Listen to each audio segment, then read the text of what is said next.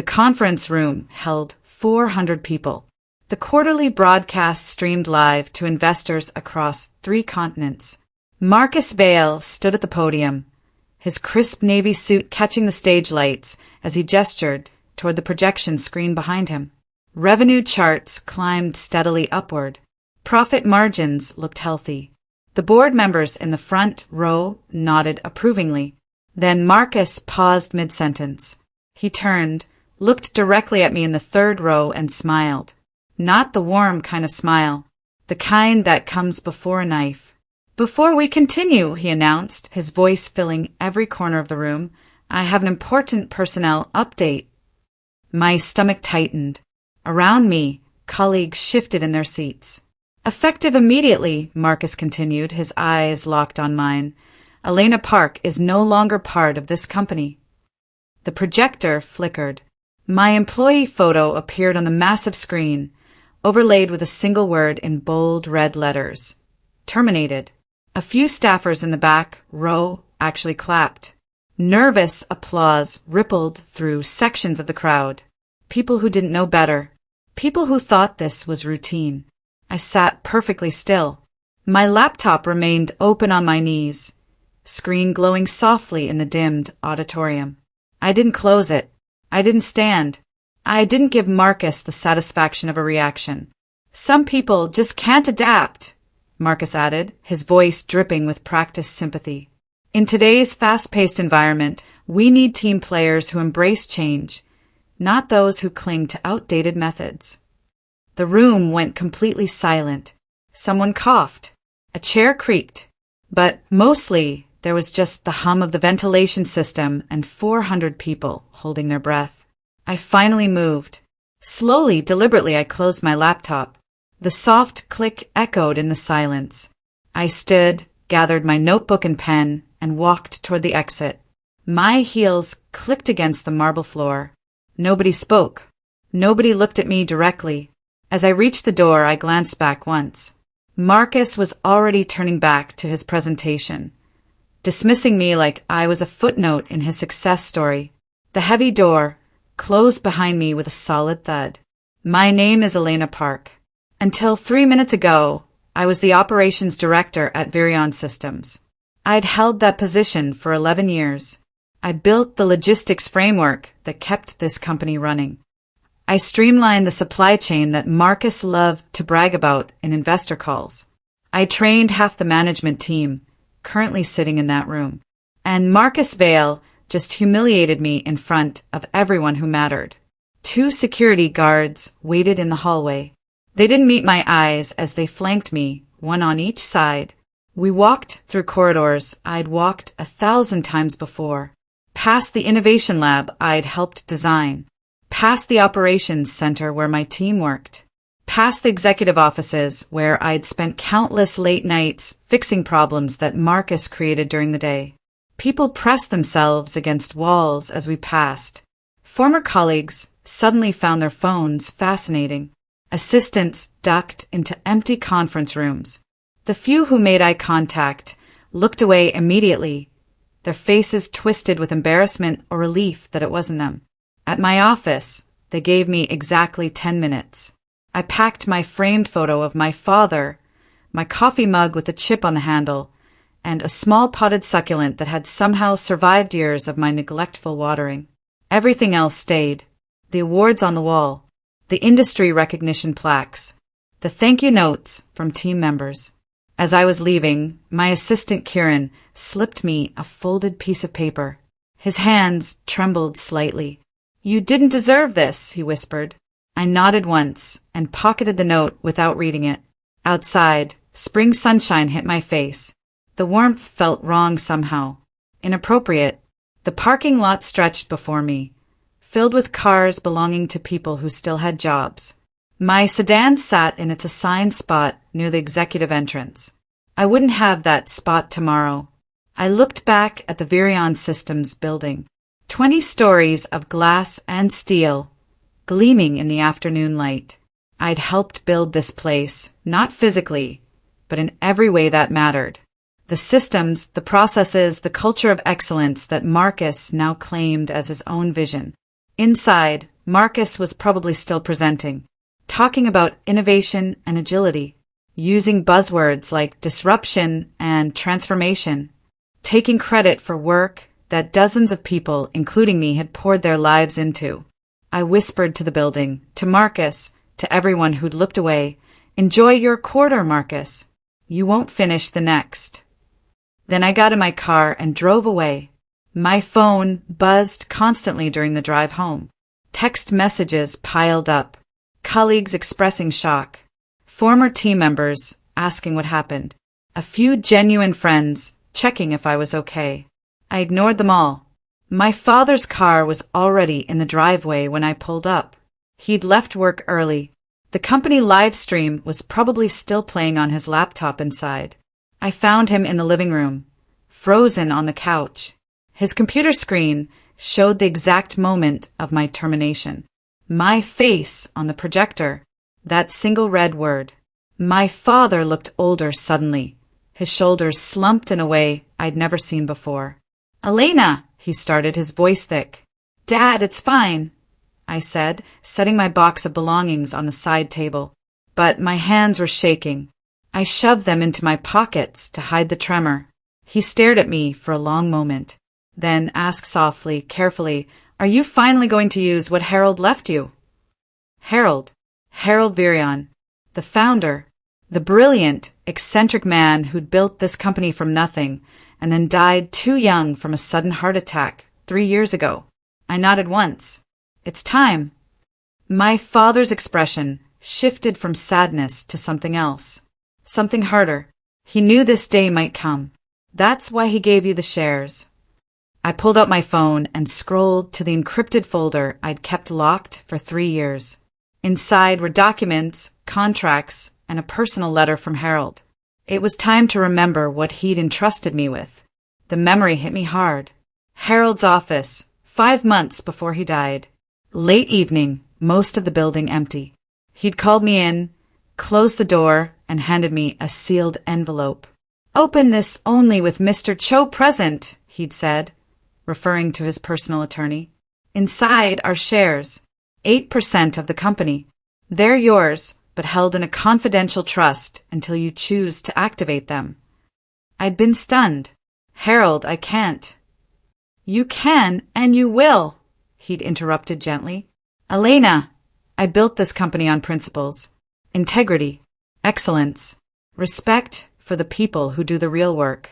If those principles ever disappear, if someone tries to turn Virion into just another corporate machine that chews people up, use these shares.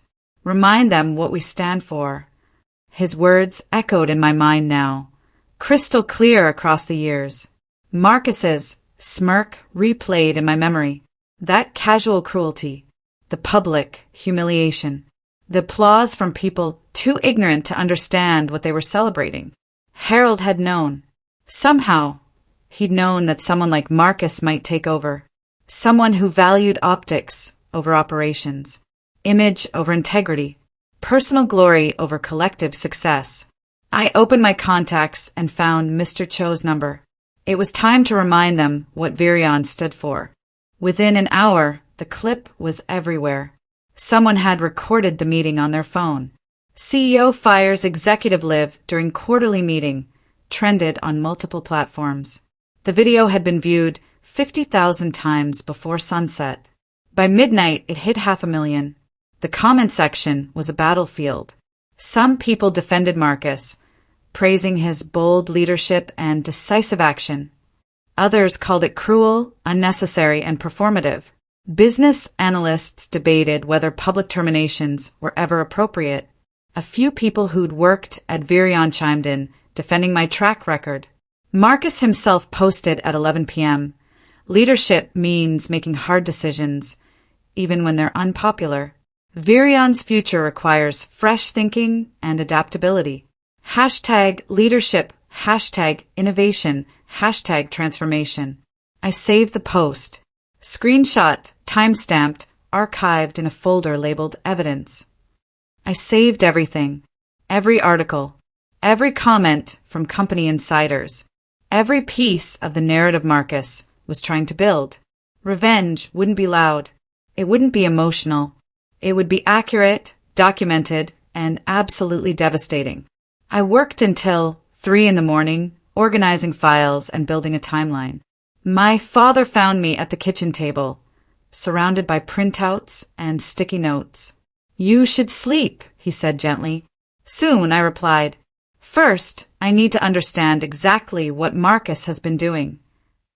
3 days passed, quiet days.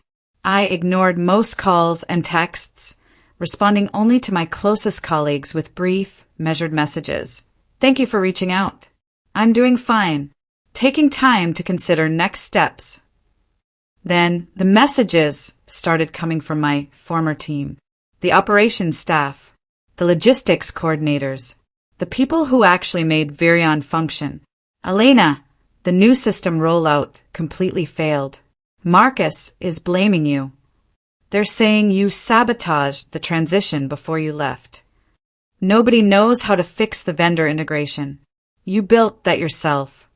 I read each message carefully, then responded with the same instruction to everyone. Keep detailed records of everything. Timestamps, email chains, decision logs. Don't fight Marcus directly. Just document. They didn't realize what they were doing. They thought they were just covering themselves, protecting their own positions. They were actually collecting the evidence that would bury Marcus. Over the next week, a picture emerged. Marcus had made significant changes immediately after my termination. He'd reassigned projects, restructured teams, and implemented efficiency improvements that mostly involved cutting corners I'd carefully maintained. The consequences were already showing. Delayed shipments, inventory discrepancies, vendor complaints about billing errors. But Marcus kept smiling for the cameras, insisting everything was fine. On day 8, I drove to the office of Mr. Cho. His practice occupied a modest suite in an older building downtown, the kind of place that valued discretion over flash. Dark wood paneling, leather chairs that smelled faintly of tobacco, and filing cabinets that probably predated digital record-keeping. Mr. Cho was exactly as I remembered. 70s, impeccably dressed, with sharp eyes that missed nothing. "Ms. Park," he greeted me warmly. "I saw the news. I'm sorry." "Don't be," I replied. "I think it's time to activate what Harold left me." He nodded slowly, opened a locked drawer, and retrieved a thick manila folder. Inside were the share certificates, trust documents, and a letter in Harold's handwriting. 8% of total company shares, Mr. Cho confirmed. Held in irrevocable trust with you as the beneficial owner. You have full voting rights and can trigger a board audit if you believe the company is being mismanaged. I stared at the documents. 8% didn't sound like much, but in a company where ownership was otherwise fragmented among dozens of small investors, 8% was significant. Combined with the right allies, 8% could shift everything. "Can I do this quietly?" I asked. Mr. Cho smiled. "Ms. Park, you don't need to fight. You just need to wait. The audit process takes time, but once initiated, it's unstoppable." I signed the activation papers. "Then let's begin." Marcus threw a party. A rooftop celebration at an upscale hotel downtown, complete with champagne fountains and a live jazz band. The invitation list included board members, major clients, and carefully selected employees who demonstrated loyalty to the vision. I wasn't invited, obviously, but I saw the photos. They were everywhere on LinkedIn and the company's social media. Marcus in the center of every shot, glass raised, surrounded by people laughing at his jokes and celebrating his leadership. One photo captured him mid-toast, backlit by fireworks exploding over the city skyline. The caption read, "Celebrating bold moves and exciting changes. Virion's future has never been brighter. #leadership, #innovation. What Marcus didn't know was that a journalist attended. Not just any journalist, but Trina Michaels from Industry Insider, a publication that had covered Virion since its early days. Trina knew the company's history. She remembered Harold, and she definitely remembered me. The article published the next morning, Virion CEO celebrates after firing key operations director. Then systems start crashing. The headline was perfect. The timing was devastating. Because that same morning, Virion Central Logistics server failed catastrophically. The server crash wasn't dramatic. There were no explosions, no sparks, no Hollywood-style meltdown. Just a quiet, complete failure of the system that coordinated over 2,000 daily shipments across North America. Trucks stopped receiving routing updates. Warehouse staff couldn't access inventory databases. Customer orders froze mid-processing. Partners called, increasingly frantic, asking why their scheduled deliveries weren't moving. Marcus blamed IT immediately. He called an emergency meeting, his voice sharp with barely controlled panic, demanding to know why basic systems were failing. The IT director, a patient man named Felix, pulled up the logs. "Sir, the system is trying to authenticate using credentials that no longer exist. They were tied to Ms. Park's admin access. Then restore them." Marcus snapped. "We can't, sir. You personally ordered the immediate revocation of all her system access. The automated backup process wasn't complete when the access was cut. The system needs those credentials to verify data integrity." Silence filled the conference room. "You're telling me," Marcus said slowly, dangerously, "that we're experiencing a company-wide logistics failure because of missing password credentials?" "No, sir," Felix corrected carefully. "We're experiencing a company-wide logistics failure because her credentials were revoked before the proper transition protocols were completed." Marcus's own pride, his need to humiliate me immediately and publicly, had caused this. The irony was delicious. Marcus held another meeting the next day. This one wasn't celebratory. The senior leadership team gathered in the executive conference room, faces grim. Dark circles, shadowed eyes. Coffee cups littered the table. Marcus tried to project confidence, outlining his plan to resolve the technical difficulties. But his voice cracked slightly when someone from accounting mentioned the mounting costs of delayed shipments. Then someone finally said it.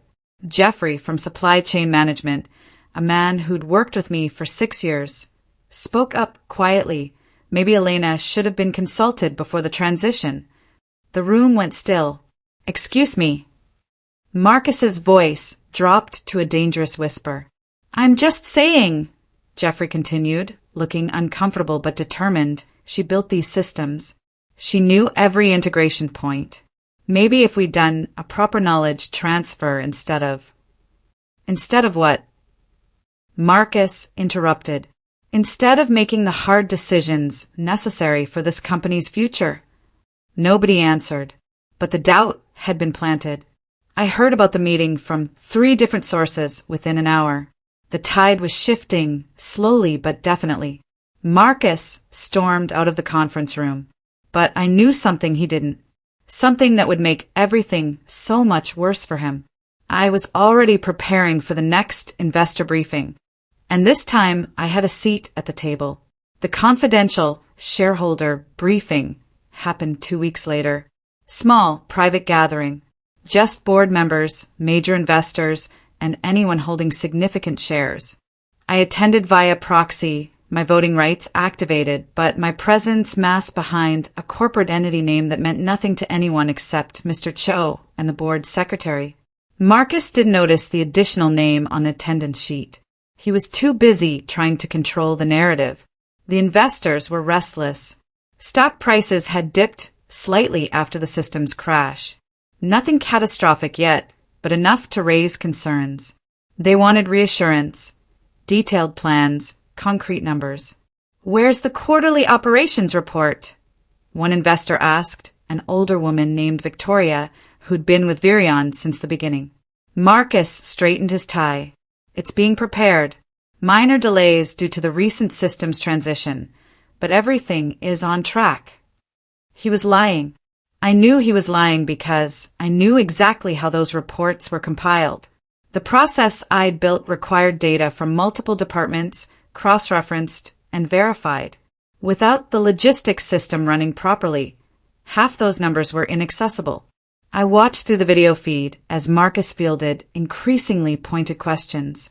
He deflected, redirected, and made promises he couldn't keep. I smiled quietly, because while Marcus was lying to investors, I was preparing the real operations report. The accurate one. The one that showed exactly how bad things had gotten. The package arrived at the board chairman's office 3 days later. Plain manila envelope, hand-delivered by a bonded courier. No return address, just a label. For internal review, confidential board materials. Inside were documents. Lots of documents. Email chains showing Marcus approving vendor contracts at inflated prices from companies that just happened to be owned by his former business school classmates. Budget reports with discrepancies between submitted numbers and actual expenditures. Falsified quotes that made his cost-cutting measures look more effective than they actually were. I'd been collecting this evidence for months, long before my termination. Little inconsistencies that individually meant nothing, but together painted a clear picture of financial manipulation. The attached note was simple. The board requested transparency. Here it is. A concerned shareholder. I didn't sign it. Didn't need to. The board chairman, a retired executive named Walter, called an emergency meeting that same afternoon. Behind closed doors, they discussed what they'd received. They couldn't ignore it. The documentation was too detailed, too specific, too damning. They launched a formal internal audit. Marcus suspected nothing. But his assistant did. I heard she'd gone pale when auditors showed up, asking to review specific vendor files from the past 18 months. The trap had sprung. Marcus sensed danger the way sharks sense blood. He couldn't see the threat clearly, but he knew something was wrong. The auditors were asking too many questions, looking at too many files, requesting access to accounts he'd assumed were safely buried in bureaucratic complexity. He called a mandatory management meeting. Standing at the front of the room, he delivered what he probably thought was an inspiring speech about loyalty and unity.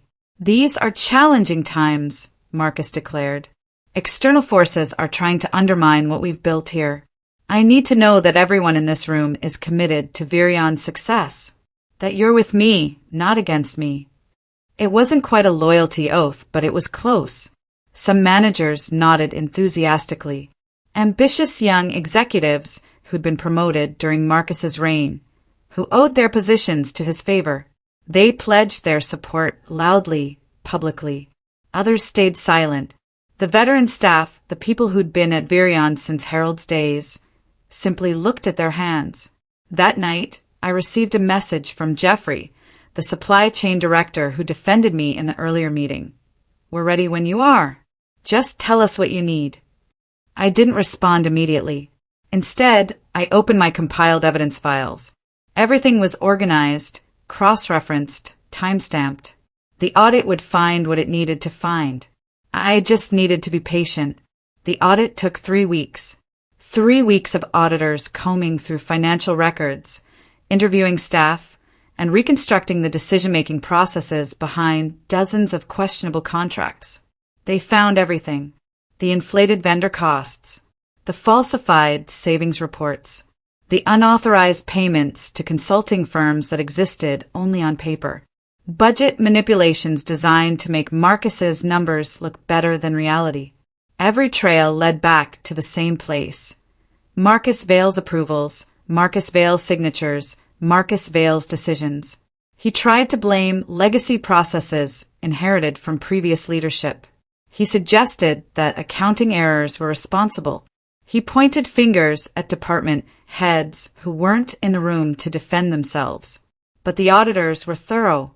They asked who approved these specific transactions, who signed off on these particular contracts, whose authorization appeared on these documents. Every answer was the same, Marcus Vail. The preliminary audit findings were presented to the board in a closed session. I wasn't present physically, but Mr. Cho attended as my proxy. He called me immediately after. "They're sealed," he said simply. "The preliminary findings are under confidential board review, but Elena, it's bad. Really bad." I thanked him and hung up. Then I waited for the first domino to fall. The CFO resigned 4 days later. No warning, no lengthy transition period. Just a terse statement released through the company's communications department. "After careful consideration, I am stepping down from my position at Virion Systems, effective immediately." This decision reflects a fundamental disagreement regarding financial oversight and ethical standards. The stock dropped 12% before lunch. Investors panicked. Discussion boards exploded with speculation. What did the CFO know? What was happening inside Virion? The company that had seemed so stable just months ago was suddenly showing cracks. Marcus held an emergency press call. I listened to the audio live, sitting in my home office with a cup of tea cooling beside my laptop. He started calm, controlled. But questions kept coming, harder and more pointed. Why did the CFO resign? What ethical concerns? Were the audit rumors true? Marcus's voice got louder, sharper. He insisted everything was fine, that the resignation was a personal decision, that Virion's fundamentals were strong. Then someone asked about me, about my termination and the system's failures that followed. Marcus lost his composure completely. His voice cracked as he launched into a rambling defense of his leadership, blaming resistant personalities and people who couldn't adapt to necessary changes. He was yelling by the end, insisting that he'd saved the company from backwards thinking. The call ended abruptly. The stock dropped another 8%. The board scheduled an emergency shareholder meeting for the following week. Marcus spent the week before the shareholder meeting calling in favors. He contacted every investor he'd ever charmed, every board member who'd supported his rise, every ally he'd accumulated during his tenure. He was confident. I heard it from multiple sources. He believed the shareholders would protect him. After all, he delivered growth. The company had expanded under his leadership. Profits had risen, at least on paper. What Marcus didn't know was that Harold's trust, the confidential share package Harold had created specifically to prevent exactly this kind of leadership, held 8% of Virion's total shares. And I controlled that trust. The meeting took place in a hotel conference center. Formal, serious, with lawyers present and votes recorded officially. I attended in person this time, sitting quietly in the back row. Marcus didn't recognize me immediately. I'd changed my hair, wore different glasses, and sat among a cluster of other shareholders. When it came time for the vote on Marcus's suspension pending investigation, hands went up across the room. Then Mr. Cho stood, representing Harold Virion's trust, and cast 8% of the company's votes against Marcus Vale. The motion passed. Marcus's face went white. He scanned the room wildly, trying to understand what had happened. Our eyes met across the conference center. Understanding dawned slowly, then all at once.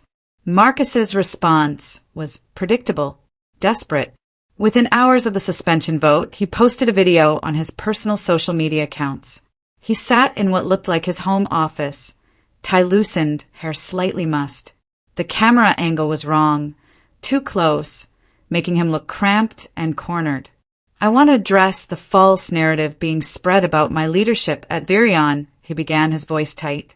"Disloyal employees and bitter former directors have orchestrated a campaign to undermine the progress we've made." He went on for 12 minutes, blaming me specifically, though he was careful not to use my name directly, complaining about board politics and investor short-sightedness, insisting he'd done nothing wrong, that the audit was a witch hunt, that his suspension was unjust. It was painful to watch, pathetic really, but what made it devastating was what happened next. Within minutes of Marcus posting the video, screenshots began appearing online. The falsified vendor quotes, the inflated contract prices, the email chains showing Marcus explicitly approving questionable expenditures. Someone leaked the audit findings. Not all of them, but enough. Enough to show that Marcus's claims of innocence were lies. Enough to prove that the progress he bragged about was built on financial manipulation. The internet flipped instantly. Even his defenders went quiet. The comment section on his video filled with condemnation. By midnight, he deleted the post. But the internet never forgets. It was archived, shared, and dissected across dozens of platforms. The board held a closed emergency meeting to review the full audit report. This time, the preliminary findings had been thoroughly investigated, cross-referenced, and verified. The evidence was overwhelming and indisputable. They called in the lead auditor to present the findings. Near the end of the presentation, Board Chairman Walter asked the question everyone was thinking. Who provided the initial evidence that triggered this audit? The lead auditor consulted his notes. According to our records, the investigation was initiated following documentation submitted by a shareholder acting under Founder Clause provisions established by Harold Virion. Silence filled the boardroom. Walter looked at Mr. Cho, who'd been sitting quietly in the corner as the trust's legal representative. And that shareholder is? Mr. Cho stood, Elena Park, acting as beneficial owner of the Harold Virion Memorial Trust. More silence. Longer this time. One of the newer board members, someone who'd been hired during Marcus's tenure, spoke up. She orchestrated this entire thing. No, Mr. Cho corrected firmly. She documented Marcus Vale's mismanagement and provided that documentation to the appropriate authorities. Mr. Vale orchestrated his own downfall through his decisions. The distinction was important. I hadn't sabotaged anything. I'd simply revealed the truth. The board reached out through Mr. Cho 2 days later. They wanted to meet privately to discuss leadership continuity and operational stability. We met at Mr. Cho's office, just me, Walter, and 2 other senior board members. No lawyers present, no formal recording. Just a conversation. Walter spoke first. Elena, the company needs stabilization. The audit revealed not just financial irregularities, but systematic operational degradation. The systems are failing. Staff morale is at an all-time low. We're losing clients. I nodded, but said nothing. We'd like you to step in as interim CEO, one of the other board members continued. 6 months initially, with the option to make it permanent if things improve. I took a long breath, considered my response carefully.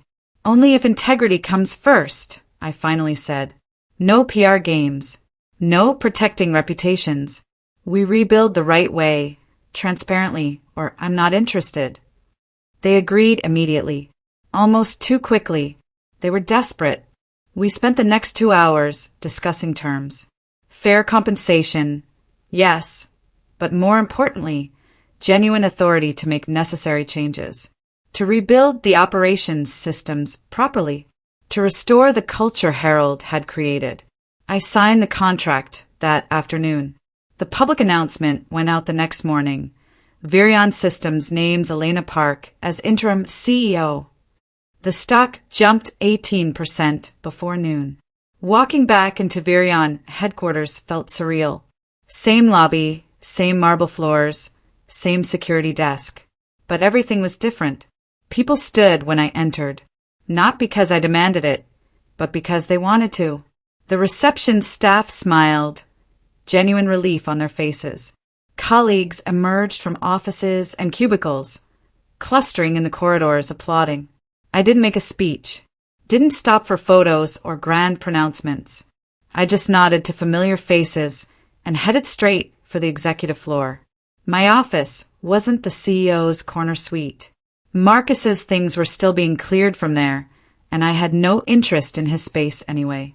I took my old operations office, the one with the window overlooking the logistics center.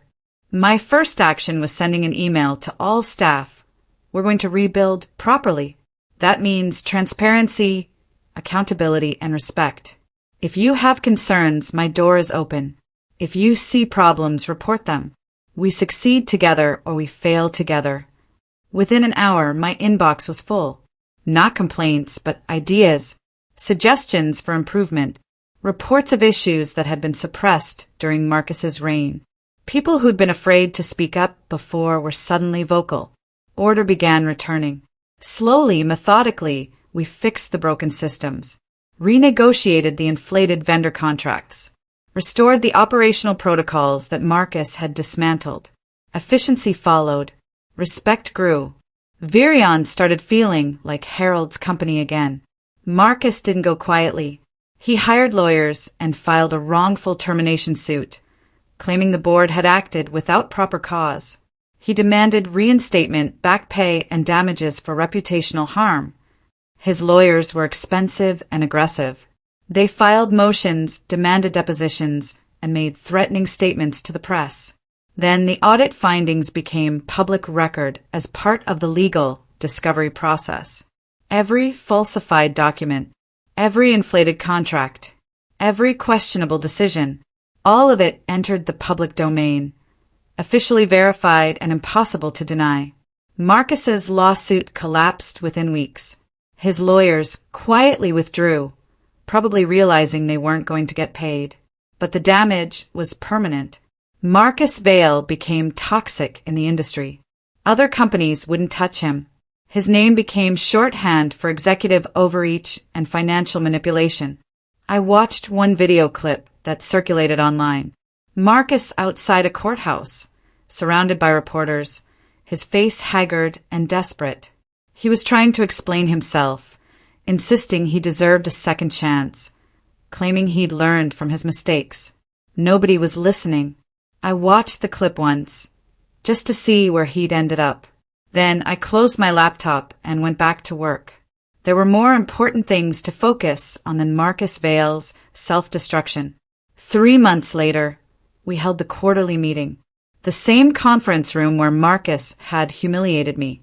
Same stage, same lights, same 400 seats filled with employees and streaming live to investors. But everything was different. The numbers I presented were honest. No inflation, no manipulation, just accurate reporting of where we stood. Profits were down slightly from Marcus's inflated projections, but operational efficiency was up significantly. Client retention had stabilized. Staff turnover had dropped to historic lows. I walked through the recovery plan, the investments we were making in proper systems and trained personnel, the culture changes we'd implemented to prevent future abuse. At the end, I added one final slide. Just a single sentence, simple and direct. We rise by competence, not arrogance. The room went completely silent for a moment. Then someone in the back row stood and started clapping. Then another person. Then entire sections of the audience. They gave me a standing ovation. Not polite applause, but genuine, sustained recognition. Some people were crying. Others were smiling, so hard their faces must have hurt. I didn't cry, didn't smile much either. Just nodded my acknowledgement and said, "Thank you. Now let's get back to work." Because that's what mattered. Not the applause, not the recognition, just the work. Later that week, I drove to Riverside Memorial Park. Harold's grave sat on a gentle hillside overlooking the city. Simple headstone, nothing ostentatious. Just his name, dates, and a single line he built with integrity. I placed a white lily against the stone and stood quietly for a moment. "It's whole again," I whispered. "The company you built. It's back to what it should be." The wind rustled through the trees. Birds sang somewhere nearby. The city hummed in the distance. I turned and walked back toward my car. As I drove away, I thought about everything that had happened. The humiliation, the investigation, the reconstruction. Respect isn't demanded. It's earned through consistent action and honest work. Competence doesn't need applause or public recognition. It speaks for itself in the systems that function and the people who thrive. When you fire the person holding everything together, don't be surprised when it all falls apart. When you build success on manipulation instead of merit, don't be shocked when the foundation crumbles. Marcus learned that lesson the hard way. I didn't need him to learn it. I already knew, but watching him discover it anyway, that was simply justice running its natural course. And now, Virion's system stood stronger, built on truth instead of ego, exactly as Harold had intended, exactly as it should have been all along.